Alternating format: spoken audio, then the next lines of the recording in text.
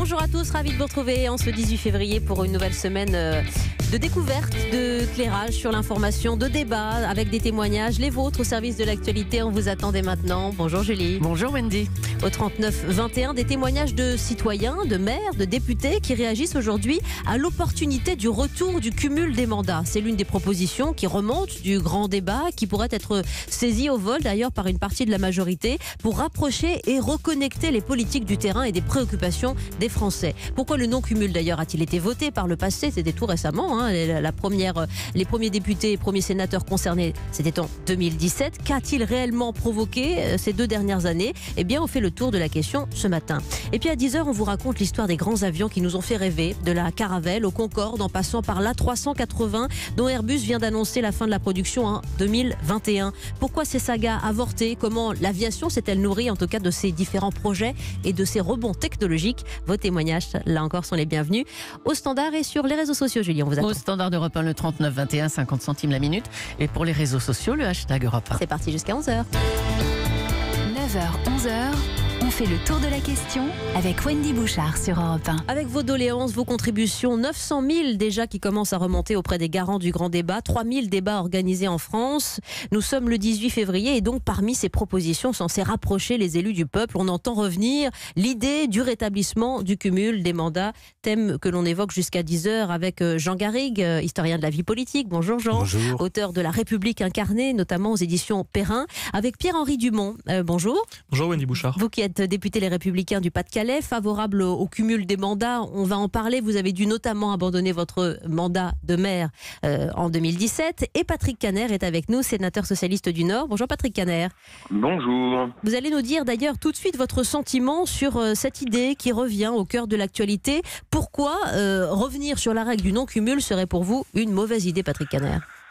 C'est une mauvaise idée, tout d'abord parce que la loi est très récente. Elle date du 14 février 2014. C'est une loi organique qui prévoit ce non-cumul des mandats entre notamment parlementaires et patrons d'un exécutif local, maire, président de conseil général, enfin départemental aujourd'hui, président de conseil régional. Donc une loi très récente, il faut d'abord l'évaluer avant de la remettre en cause. Je crois que ce sera déjà une première mesure intelligente. Puis deuxièmement, moi je considère que c'est une loi qui a permis de rénover la vie politique française, de permettre l'accès à des responsabilités à des personnes souvent plus jeunes, plus féminisées, disons-le aussi, puisque là, je regardais les chiffres, il y a aujourd'hui 39% de femmes à l'Assemblée nationale, c'est insuffisant, 32% de femmes au Sénat, mais c'est quand même plus avec cette loi mise en œuvre, parce que ça a permis de répartir les responsabilités. Donc, ne touchons pas à cette loi, je crois que c'est vraiment une fausse bonne idée, et nous serions là devant un recul par rapport à finalement une exception française qui était le cumul des mandats entre exécutif et parlementaire. Je reviens sur ce que vous avez dit à l'initiale, Patrick Kanner, c'est-à-dire le caractère tout récent de cette législation.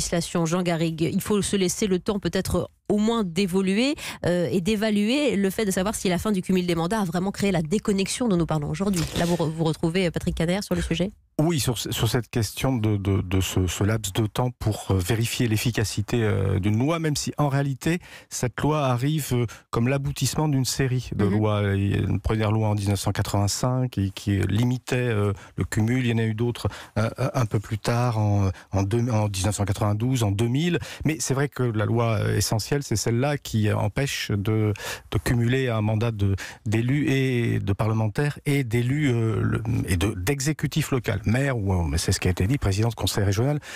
Alors, je pense qu'il faut faire l'expérimentation de cette loi, mais c'est une réponse de Normand par rapport à un enjeu assez complexe, et on va peut-être en parler, mais il y a des éléments en faveur du non-cumul et d'autres, au contraire, qui militent en faveur du cumul. C'est ça qui est compliqué, c'est ce qui fait l'intérêt aussi de cette émission. Mais pour dire grossièrement les choses, d'un côté la capacité d'ouvrir effectivement le champ parlementaire, le champ de l'élection à de nouvelles personnalités, et aussi de permettre aux parlementaires d'avoir plus de temps pour exercer leur mission de parlementaire. On constate par exemple, juste un exemple, que depuis 2017, la présence dans les commissions parlementaires à l'Assemblée nationale a augmenté de 30%. Ce qui veut dire que on travaille plus au Parlement parce qu'on travaille moins dans les exécutifs locaux. Bien sûr. Mais il y a d'autres éléments, on y reviendra peut-être, qui pourraient militer en faveur d'un aménagement de cette règle peut-être trop restrictive.